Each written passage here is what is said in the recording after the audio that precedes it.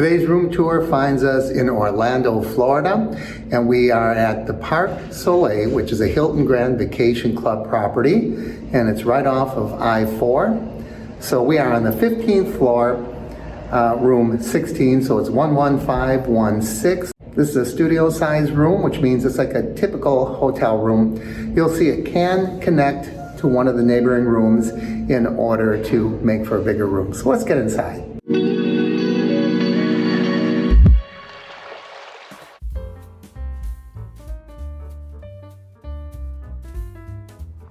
So as we walk in, the first thing you see is a little kitchenette.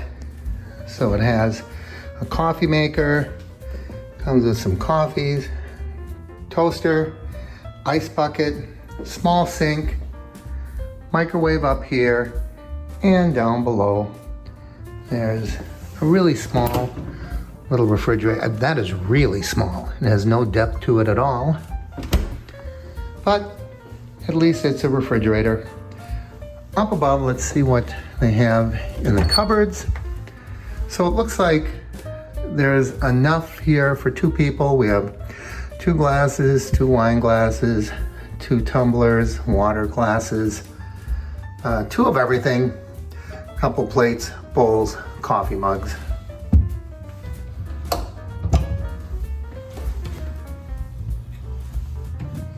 Empty over here. And silverware drawer, very basics. And now let's look at the rest of the room. There's a large mirror here, a side table on either side of the bed. This is a king bed. So there is a USB outlet there on the wall, right behind the lamp and the phone. And as you can see, that's pretty much replicated on either side of the bed. So we have a bench chair, a regular high back chair, a small round table, and a bench over here. Let's see if this would convert into another bed. Yeah, I don't think it does. I think it's just a bench. Not a real big TV, just a modest sized TV. And down here we just have some shelves. I know it's real dark, you can't see that very well. There are no drawers here. So if you're the type of person who likes to put things in drawers, we don't have any drawers, we just have shelves to keep things in.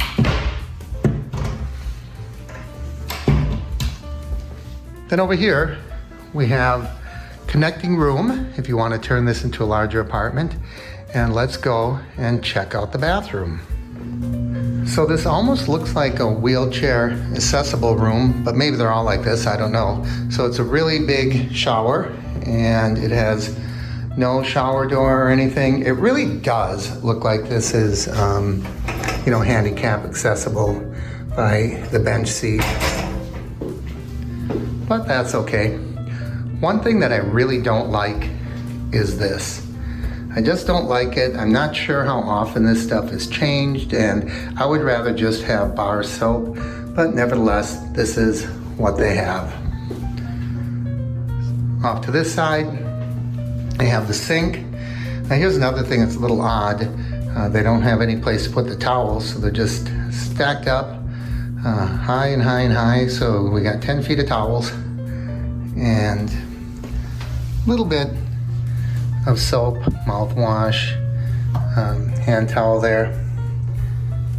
Just a little bit odd that you have to deal with that. So there you go. That is the bathroom. Okay, I forgot to check the closet as we came in. Once again, everything is really, really low. So clearly this is a handicap accessible room. I don't know if that bothers you or not, but that means that everything is hanging very low. So if you have a dress or pants or anything like that, that's not going to be real easy to hang from here. I think they still could have put another clothes rack up above. This whole area above is just essentially unusable. So not really good planning. Just came down the elevator and exited through that door. And that comes out on the pool area.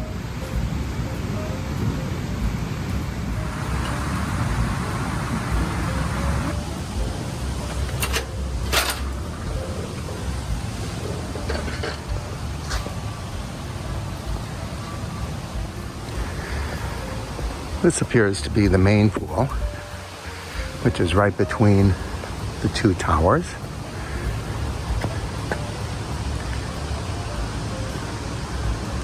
Actually, it's more at the base of Tower 200. And that's where all of the amenities are. So there's our tower, however, we're on the other side. And the studios are the ones that are set back. They don't have balconies.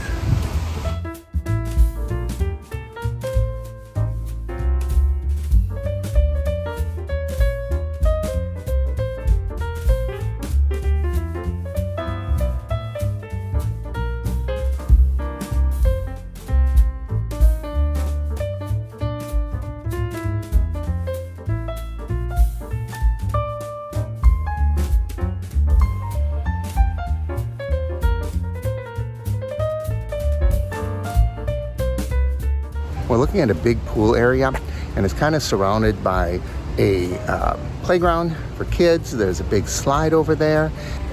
And just behind me is a poolside bar and grill where we just left.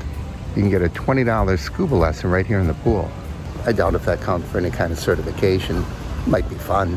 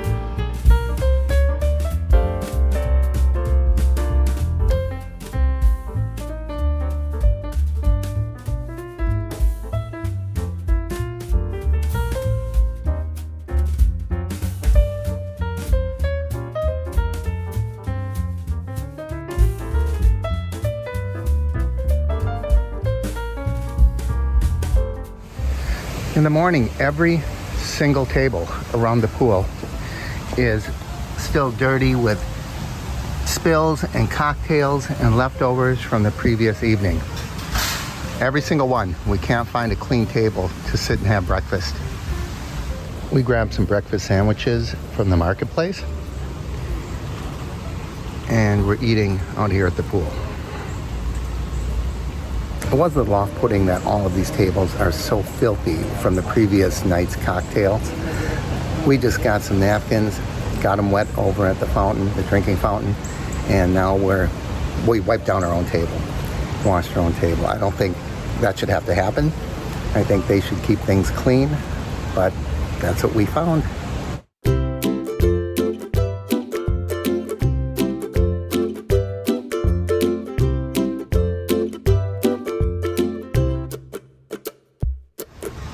Right here by our table. I think we're going to feed them, but we're not. I suppose they didn't get much breakfast, so they're heading away.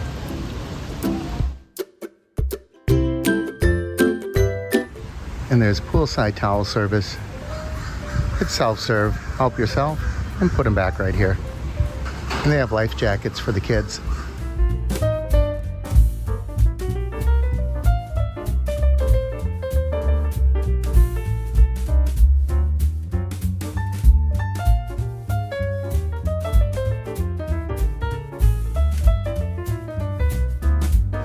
So from this pond, there's my morning coffee. This is our tower, And we're way up at the top. And there's a walking path where you can walk all along this pond.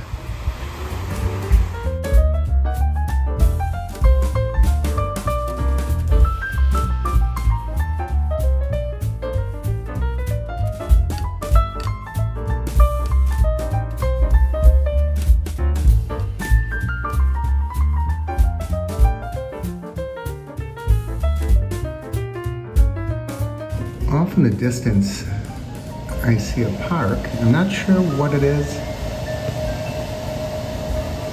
SeaWorld maybe? I don't know for sure.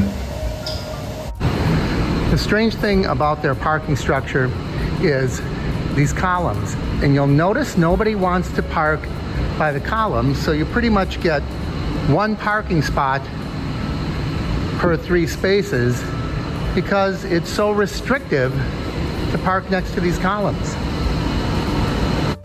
It's the morning of our last day, and what is my overall take on the Parc Soleil? Well, for one thing, the location's fantastic. You can get to both Disney and Universal. Oh, Universal within 20 minutes, 15 to 20 minutes. You can get to Disney Springs is the only place I went. 12 to 15 minutes without having to get on I-4 back road, so that's really great. When I got out of my tower this morning, I don't have to walk long distances to get to this recreation pool food area, so that's really nice. Parking with the parking structure, it's a 3-tier indoor parking structure, so you're not wandering around the parking lot like I have to when I go to the Tuscany or the SeaWorld. There's some things that I wasn't impressed with. Of course, the room. You saw the room. The room is largely, I'm gonna give it a bit of a pass because I literally booked at the last minute. When you say last minute, I booked Thursday night for the weekend. So within 24 hours. So I can't really complain that I wound up with a wheelchair accessible room. However, sometimes that is just, it's hard to take. It is not quite as nice as the other. I mean, it's great if you're in a wheelchair, but you know, we're not. So it doesn't seem like quite as accommodating. We didn't have a balcony at all. So there's that. And of course, the morning cleanup. I'm heading for my morning breakfast right now, and I'm sure those tables are not going to be as clean as I would like. We saw yesterday they didn't start cleaning them up till 9:30. It's 7 a.m. So we can't really go 2.5 hours with dirty tables, can we? So there you go. I mean, we all have to make up our own minds on things. And will I be back? I might give it another chance because of those positives. You know, we like to go to Universal now. I don't have my Disney pass anymore, but we do go to Universal. So there's a good chance that we'll be back and give this another shot. But you can make up your own mind. Leave your comments down below. Let me hear what you have to say. What do you think of what you saw? And if you go back to the other 2 videos of the Tuscany and SeaWorld, how do you think they compare? So thanks for watching, everyone. I'm Mark, and this is the Average Meat Channel.